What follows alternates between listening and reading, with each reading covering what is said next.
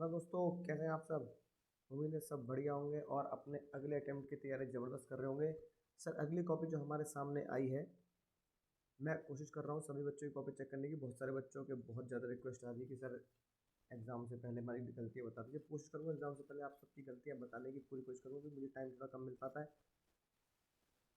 क्योंकि बैचेस भी शुरू हो गए तो पढ़ाना भी जाना होता है, तो मुझे रात को ही टाइम मिलता है। जैसे अभी भी बहुत लेट नाइट हो गया, 1 बज रहा है रात का तो फिर भी मैं कोशिश कर रहा हूँ कि आपके लिए कम से कम 1 या 2 कॉपी तो डेली दूँ। तो इस बच्चे के जो मार्क्स हैं वो 20 मार्क्स हैं, इसलिए मैंने चूज़ किया कि बहुत जो कम मार्क्स है पहले उनकी कॉपी चेक कर दूँ।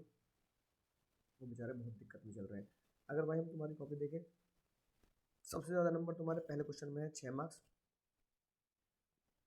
तुमने ये सारा का सारा अटेम्प्ट किया है सारा पेपर अटेम्प्ट किया है।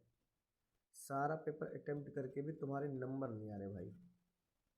इसका मतलब सबसे ज़्यादा गड़बड़ तुमने क्वेश्चन नंबर 2 में किया, तो क्वेश्चन नंबर 2 से तुम्हें पता लगेगा तुम्हारी गलती क्या है। क्वेश्चन नंबर 3 तुमने स्किप कर दिया, चॉइस में छोड़ दिया, कोई दिक्कत वाली बात नहीं। क्वेश्चन नंबर 4 में आपके 4 मार्क्स हैं, 5 में भी लगभग 4 मार्क्स हैं और 6 में भी 4 मार्क्स हैं। यानी कि जो नंबर 10 से ऊपर होने चाहिए हर क्वेश्चन में, उसमें मैक्सिमम तो तुम 6 गेन कर रहे हो भाई, बहुत ही ज़्यादा गलत जा रहा है। अब देखते हैं सर क्वेश्चन नंबर 2 की तरफ चलते हैं, जिसमें सबसे ज़्यादा कम मार्क्स है। तो उसी क्वेश्चन से तुम्हें अंदाज़ा हो जाएगा कि तुमने क्या गड़बड़ करी है और तुम्हें क्या करना चाहिए। दिया आ गया तुम्हारे सामने क्वेश्चन नंबर 2। तो दोस्त, क्वेश्चन नंबर 2 की अगर बात करूं मैं, तो अगर ध्यान से अगर तुम कॉपी को देखो तो जूम कर लिया मैंने सर, क्वेश्चन नंबर 2 के पहले क्वेश्चन में आपको सिर्फ स्टेप में आधा नंबर मिला है। यानी कि sales of good question number 2 है, जिसमें वो बात कर रहा है कि MNO शायद वाला क्वेश्चन था, जिसमें वो बात कर रहा है कि गुड्स जो है वो डिलीवरेबल स्टेट में रखे हैं। गुड्स डिलीवरेबल स्टेट में रखे हैं, है ना। और एक गुड्स है जो अनसर्टेन है अभी, और अनसर्टेन मतलब कि गुड्स को अभी मैंने आइडेंटिफाई नहीं किया है। तो जो डिलीवरेबल स्टेट में गुड्स होते हैं उस पर लगता है 20। जो गुड्स क्या कर दिए, लेके चल दिए, उस पर लगता है 20। और जो ओनरशिप जाती है अनअसर्टेन गुड्स की, तो भाई ये तो सवाल कई बार आया, मैं क्लास में बताता भी हूँ भाई कि कुछ आए ना आए, सेक्शन 18 जरूर आ सकता है। अनअसर्टेन गुड्स की ओनरशिप कब पास होती है, और जो डिलीवरेबल स्टेट में गुड्स होते हैं उनकी ओनरशिप कब पास होती है। तो सिंपल डिलीवरेबल स्टेट में, चलो कोई बात नहीं, सेक्शन याद नहीं आ रहा, पर भाई ये तो याद आ रहा होगा ना कि डिलीवरेबल स्टेट में गुड्स अगर होते हैं तो उसकी ओनरशिप पास हो जाती है जब कॉन्ट्रैक्ट बन जाता है। सिंपल एक लाइन है, जब कॉन्ट्रैक्ट, कॉन्सेप्ट समझने के लिए, जब कॉन्ट्रैक्ट बन गया तो डिलीवरी स्टेट में ओनरशिप पास हो जाती है भाई तुम क्या लिख रहे हो, अनसर्टेन गुड्स की तुमने डेफिनेशन लिख दी, है ना। तो चलो ये लिख दिया बात, ये सेक्शन 18 तुमने थोड़ा सा ठीक लिख दिया ना। फिर goods are uncertain and the time of the contract other contract specific identified become ascertain. अब तुम उस 18 सेक्शन को पढ़ो और अपनी लैंग्वेज मैच कर लो, तो आधा नंबर ही मिलेगा इसकी कोई रिक्वायरमेंट नहीं है। क्या करना है इसको कर देख कर, ये तो बताओ। फैक्ट लिख दिया आपने, ये कंक्लूजन भाई इतना बड़ा कौन लिखता है कंक्लूजन, इतना बड़ा कंक्लूजन कौन लिखता है। कंक्लूजन होता है वन लाइनर। अब ये सेम क्वेश्चन तुम चेक कर लो आई सेकंड मैं खुद ही दिखा देता हूँ तुम सॉरी, खुद ही देख लो ना भाई, गलती खुद सुन में आ जाएगी। यही क्वेश्चन है, क्वेश्चन नंबर 2 का 1 क्या लिखा है, अनसर्टेन गुड्स की ओनरशिप ऐसे पास होती है, और गुड जो डिलीवरी स्टेट में होती है उनकी पास होती है ना। तो pass to the buyer when the contract is made. ये वाली लाइन, मुद्दा इतना ही था जो मैंने अभी हाईलाइट कर दिया, ये था मुद्दे की बात। अब ये मटेरियल है कि कॉन्ट्रैक्ट जब हो गया है तो उसका प्राइस तुमने कब दिया, सामान कब डिलीवर होगा, आज होगा, ये मटेरियल है, सिंपल सी बात। अब इतने, एक सेक्शन 18 लिखना था अनसर्टेन वाली बात के लिए, एक सेक्शन 20 लिखना था डिलीवरेबल स्टेट वाली बात के लिए, और सीधा आंसर दे देना एक लाइन में। ये है कंक्लूजन, ये होता है कंक्लूजन। ये हो गया एनालिसिस, ये हो गया एनालिसिस तो भाई तुमसे रिक्वेस्ट है कि जिस बच्चे की भाई तुम्हारी कॉपी है, तुमसे रिक्वेस्ट है कि मेरी एक प्लेलिस्ट है जिसमें है लॉ राइटिंग प्रैक्टिस। तो भाई लॉ राइटिंग प्रैक्टिस में जाकर देखोगे कि कैसे आंसर लिखा जाता है। प्रोविज़न हमेशा होगा बहुत ही लंबा चौड़ा, सब कुछ मैं लिख सकता हूँ उसमें जो मुझे आता है। एनालिसिस होगी 4-5-6 लाइन की, और कंक्लूजन होगा 1 लाइन का। यही स्टैंडर्ड फॉर्मेट है, यही स्टैंडर्ड फॉर्मेट है आईसीएआई का। समझ में आ गई बात? तो यही स्टैंडर्ड है। तो आईसीएआई तुमसे कहता है just follow the standard, just follow the standard, just follow the standard. तो भाई आपको स्टैंडर्ड फॉलो करना है, ठीक है, कि पहले एनालिसिस को तरीके से, प्रोविज़न को तरीके से लिखना है, जो भी आता है, जो मेरी समझ में है। कि डिलीवर स्टेट में बात तो समझ में आ गई, अनसर्टेन वाली बात है वही तुम्हें समझ में आ गई। तो इतना तो समझ में आ गई बात कि तुम्हें क्वेश्चन में पता है कि क्या पूछ रहा है, लेकिन तुम्हें वो क्वेश्चन में ना लिखना आ रहा, ना लॉ बनाना आ रहा, ना उसको प्रेजेंट करना आ रहा। तो फॉलो, आईसीएआई कहता है फॉलो द स्टैंडर्ड।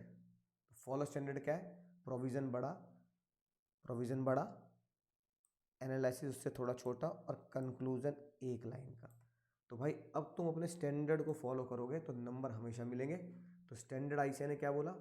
प्रोविज़न हमेशा परफेक्ट बड़ा, तो प्रोविज़न के मिलते हैं 2.5 मार्क्स।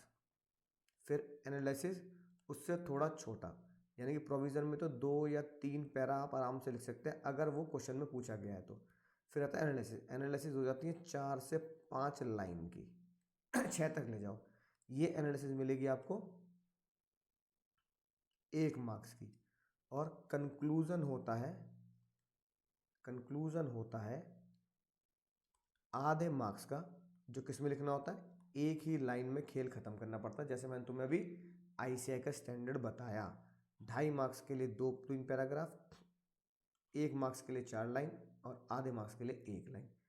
ये तुम्हारे सामने मैंने बिल्कुल आंखों के सामने रख दिया कि यही आईसीएआई का स्टैंडर्ड है, यही आईसीएआई का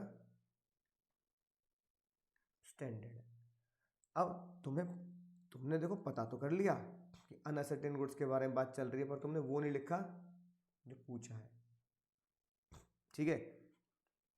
गुड्स के बारे में तुमने डिलीवरी स्टेट के बारे में नहीं लिखा। मुझे उम्मीद है कि तुम्हें अपनी गलती समझ में आ गई होगी। 2 सेकेंड है ना, यानी सेकंड के 2 में देखो क्या लिख रहे हो तुम, कुछ भी नहीं लिख रहे। Goods are purchase by the buyer, seller are not responsible, not responsible, buyer should be aware. ये क्या भाई, ये तो इंग्लिश भी नहीं है। मतलब कोई ये तो कह दे कि भाई ये इंग्लिश हो, ये इंग्लिश भी नहीं है ना। ये क्वेश्चन पूछ रहा है वो section 27, sale by non owner, कि एक बंदा अगर मालिक नहीं है सामान का तो वो बेच नहीं सकता। सेल बाय नॉन ओनर, नेमो डैट क्वेड नॉन एबिट। और फिर यही बात क्या बोलता है? कंडीशन एज टू टाइटल, यानी दोनों एक ही बात है। नॉन ओनर बेच नहीं सकता, तो इसका मतलब क्यों नहीं बेच सकता? क्योंकि उसके पास कंडीशन एज टू टाइटल नहीं है। तो ये देखो प्रोविजन, देखो 2 पैराग्राफ में प्रोविजन, एनालिसिस और कंक्लूजन 1 लाइन में, समझ गए? तो ये तो तुमने लिखा ही नहीं है बात, तो प्रोविजन 2 पैराग्राफ में करेगा। 2 का भी, 2 के बी में भी तुमने वो नहीं लिखा। अब डायरेक्ट क्वेश्चन है भाई, सेक्शन 5 डायरेक्ट क्वेश्चन है। इस अगर तुमने मेरी यूट्यूब की प्लेलिस्ट भी फॉलो करी होगी, जो मैंने लाइव पढ़ाया है, सिर्फ क्या लिखना था? चीट कोड लिखवाया था, फायरमैन। बाबू फायरमैन लिखना था फायरमैन, एंट्रेंचमेंट, आई से ये, एम से मॉडल आर्टिकल, ये फायरमैन। यानी कि अब देखो ये फायर, आर से रेगुलेशन है ना, आई से इंक्लूजन, ई से फायर के ई से एंट्रेंचमेंट, ठीक है ना, राइट। फिर फायर के एफ से फॉर्म, ठीक है।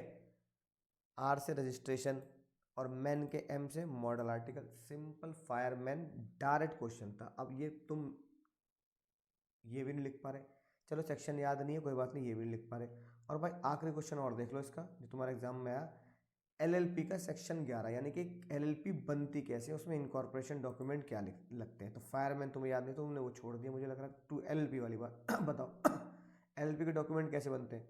अब ये एलएलपी के डॉक्यूमेंट्स छोड़ो, सेक्शन 11 याद नहीं आ रहा। डॉक्यूमेंट, इनकॉर्पोरेशन डॉक्यूमेंट में क्या होता है ये तुमने पढ़ा तो होगा। जब तुमने पढ़ा ही नहीं, जब तुमने बाबू पढ़ा ही नहीं, तो नंबर कैसे दे देंगे इसलिए आधा नंबर दे दिया। तो तुम्हारी गलती क्या है कि तुम अगर जानते हो तो तुम्हें लिखना नहीं आ रहा, और अगर तुम नहीं जान रहे, है ना, तो तुम उसके बारे में सिर्फ हवाई बातें लिख रहे हो। तो ये स्टैंडर्ड फॉलो करो, यही आईसीआई कहता है, फॉलो द स्टैंडर्ड। सेम गलती तुमने, है ना, क्वेश्चन नंबर अपने जो पहला क्वेश्चन है, अब आईसीआई की कॉपी का पहला क्वेश्चन एग्जामिनर की पहली नज़र राइटिंग अच्छी के साथ साथ गलत लीजिए लिखोगे तो नंबर नहीं मिलेंगे। भयंकर भयंकर गलत इंप्रेशन, पहला ही क्वेश्चन गलत, वो पूछ क्या रहा है तुम लिख क्या रहे हो, दूसरा ही क्वेश्चन गलत, पूछ क्या रहा है लिख क्या रहे हो। एग्जामिनर की एक्सपेक्टेशन की धज्जियाँ उड़ा दी तुमने, धज्जियाँ उड़ा दी कि उसको इतना परेशान कर दो कि तुझे पता लग जाए कि मुझे कुछ नहीं आता भाई। उसे 0 0 आधे आधे नंबर दे रहा है और कुछ नहीं कर रहा, क्योंकि पूरी धज्जियाँ उड़ा दी तुमने एग्जामिनर की, क्योंकि पहले क्वेश्चन में ही तुम्हारा इंप्रेशन इतना गलत पड़ गया कि एग्जामिनर को पता लग गया तुक्काबाज बालक है, तुक्के मारने आया है। तो भाई मुझे उम्मीद है कि अब तुम्हें समझ में आ गई होगी बात कि अगर मुझे बहुत अच्छे नंबर लाने हैं, इस 20 नंबर को मुझे 70 नंबर में कन्वर्ट करने हैं, तो बहुत जल्द मुझे जो स्टैंडर्ड सर आपने बता दिया आईसीआई का उसी स्टैंडर्ड से मुझे मार्क्स गेन करने पड़ेंगे। प्रोविज़न को जो मैं जानता हूँ इतना ज़बरदस्त लिखना पड़ेगा कि वो आईसीआई के लैंग्वेज या लॉ की लैंग्वेज या जिस भी टीचर से तुम पढ़े हो उनकी किताब की लैंग्वेज से मैच हो जाए। तो प्रोविज़न ज़बरदस्त होगा, एनालिसिस आराम से लिख दोगे, कंक्लूजन एक लाइन का, उसमें कोई लैंग्वेज की बात नहीं है। तो जल्दी से कसम खा लो सर, मैं आपको अगली बार जब आप मैसेज करूँगा आपको तो यही करूँगा कि 20 से 70 का सफ़र मैंने बहुत जल्द तय कर लिया सर आपके कहने पर, और प्रोविज़न पे जी जान लगा दी याद करने के लिए, स्टैंडर्ड फॉलो किया है मैंने।